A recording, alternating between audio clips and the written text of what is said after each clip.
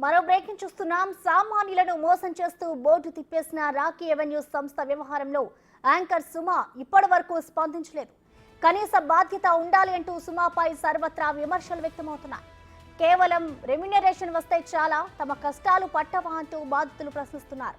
బాధితుల కష్టాల కన్నా మీకు షూటింగ్లు ఎక్కువయ్యాయా అని నిలదీస్తున్నారు. సుమ ఇప్పటికైనా రియాక్ట్ అవ్వాలని డిమాండ్ చేస్తున్నారు.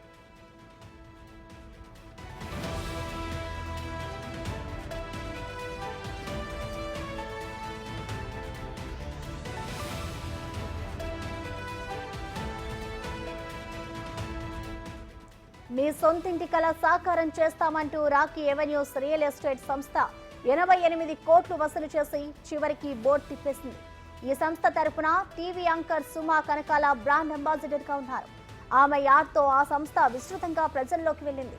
కంపెనీయే రిజిస్ట్రేషన్ ఫీజు భరిస్తోందని, ఫేజ్ 1లో ప్లాట్లన్నీ అమ్ముడయ్యాయని, ఇప్పుడు 18 లక్షలకే సెకండ్ ఫేజ్ లో ప్లాట్లు అమ్ముతున్నారని, దీన్ని ప్రజలు ఉపయోగించుకోవాలని సుమ ప్రచారం చేశారు.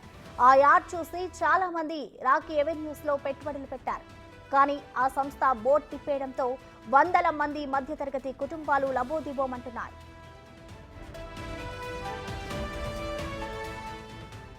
ప్రస్తుతం రాకీ ఎవెన్యూస్ సంస్థ యజమాని రామయ్య వేణు పారిపోయాడు.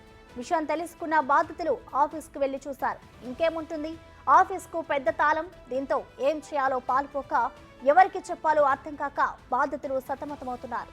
రాకీ ఎవెన్యూస్ వందల కుటుంబాలు రోడ్డున పడ్డాయి. తమకు న్యాయం చేయాలని ప్రభుత్వాన్ని కోరుతున్నారు.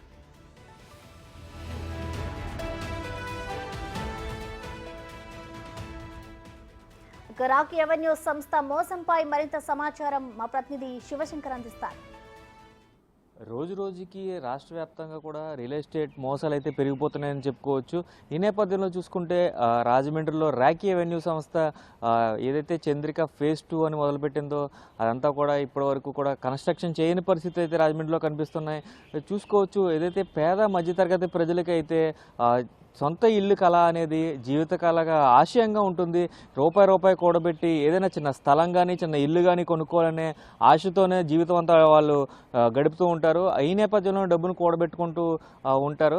అదే నేపథ్యంలో చూసుకున్నట్లయితే ఈ రాకీ ఎవెన్యూ సంస్థ ఏదైతే యాడ్స్ ఇచ్చిందో 18 లక్షలకే సింగిల్ బెడ్రూమ్ ఫ్లాట్ ఇస్తాము, 20 లక్షలకి డబుల్ బెడ్రూమ్ ఫ్లాట్ ఇస్తాము, 25 లక్షలకి ట్రిపుల్ బెడ్రూమ్ ఫ్లాట్ ఇస్తామంటూ కూడా ఆ వర్గాలకి ఆశ చూపి ఇప్పుడు నిరాశ మిగిల్చిందని చెప్పుకోవాలి. ఏదైతే Rocky avenues Avantika Chandrika phase 1 complete చేసి ఇలాంటి బిల్డింగ్సే మీకు కూడా ఫేజ్ 2లో కట్టిస్తామంటూ కూడా ఆశ చూపించి వారి దగ్గర అడ్వాన్స్ల రూపంలో 25 లక్షల రూపాయలు, 7 లక్షల రూపాయలు, 19 లక్షల రూపాయలు ఇలా అందిన కాడికి దోచుకొని ఇప్పుడు ఎటువంటి కన్స్ట్రక్షన్ చేయకుండా అదేమిటని నిలదీస్తే ఈ రాకీ ఎవెన్యూ సంస్థకు సంబంధించిన ఆఫీస్ వద్ద అయితే ఎవరు కూడా సమాధానం చెప్పే పరిస్థితులు అయితే రాజమండ్రిలో కనిపించట్లేదు.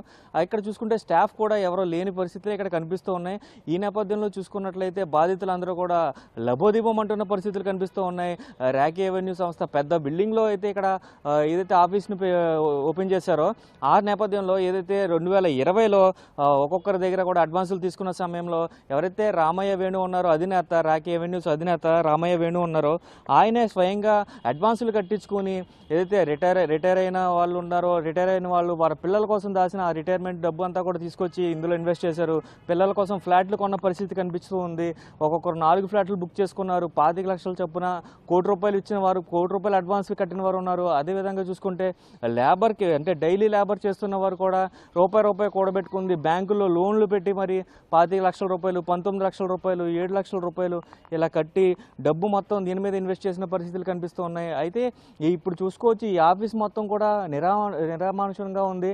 ఎందుకంటే ఇక్కడ ఎవరు కూడా పనిచేస్తున్న పరిస్థితులు కనిపించట్లేదు. ఇదే ఆఫీస్లో, ఇదే కార్పొరేట్ ఆఫీస్లో ఒకనొక సమయంలో అయితే డైరెక్ట్గా సంస్థ అధినేత ఉండి ఇక్కడ డబ్బులను వసూలు చేసిన పరిస్థితి అయితే కనిపిస్తుంది. అడ్వాన్స్ల రూపంలో అడ్వాన్సులు తీసుకున్న తర్వాత ఇప్పటి వరకు కూడా వారికి కన్స్ట్రక్షన్ చేయలేదు. ఏదైతే ఫస్ట్ గ్రూప్కి ఫస్ట్ స్లాబ్ అంటూ కూడా అక్కడ కన్స్ట్రక్షన్ మొదలుపెట్టి ఫస్ట్ స్లాబ్ వేసి అందరినీ ఇన్వైట్ చేసి ఎవరైతే కర్మ వాళ్ళందరూ కూడా ఫ్లాట్స్ తీసుకోవడానికి ఆసక్తిగా ఉన్నారో లేదా వచ్చేందుకు కూడా ఆకర్షితులు చేసేందుకు ఒక చిన్న బ్లాక్ని మాత్రం మొదలుపెట్టి ఆ బ్లాక్కి స్లాబ్ వేసి అక్కడ ఎంత నష్టం వచ్చినా, ఒకవేళ దీంట్లో నష్టం వచ్చినా కూడా నేనే భరిస్తానంటూ కూడా ఆ రోజు మాటలు మాట్లాడిన రామయ్య వేణు ఈరోజు ఏమయ్యారంటూ కూడా బాధితులు ప్రశ్నిస్తున్న పరిస్థితులు కనిపిస్తున్నాయి. ఈ నేపథ్యంలో బాధితులందరూ కూడా సుమారుగా 130 30 కుటుంబాలకు సంబంధించిన బాధితులందరూ కూడా ఏదైతే స్థానిక ప్రజాప్రతినిధులు ఉన్నారో ఇది రాజమండ్రి రూరల్కి అదేవిధంగా రాజమండ్రి రూరల్ నియోజకవర్గం, అదేవిధంగా చూసుకుంటే రాజనగరం నియోజకవర్గానికి మధ్యన ఉన్న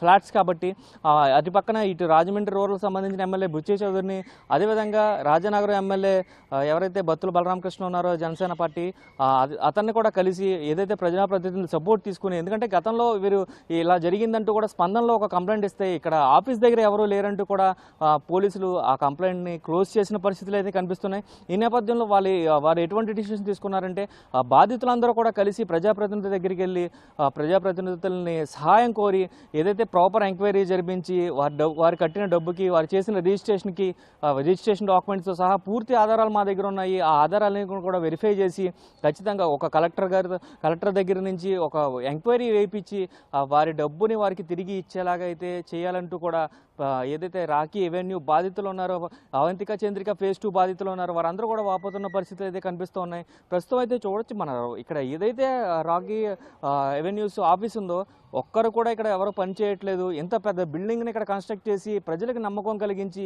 కోట్ల రూపాయలని దోచుకున్న పరిస్థితి అయితే ఇక్కడ కనిపిస్తుంది. ఇది తాజా పరిస్థితి రాజమండ్రిలో. కెమెరామెన్ రవితో శంకర్, బిగ్ టీవీ, ఉమ్మడి తూర్పుగోదావరి జిల్లా నుంచి.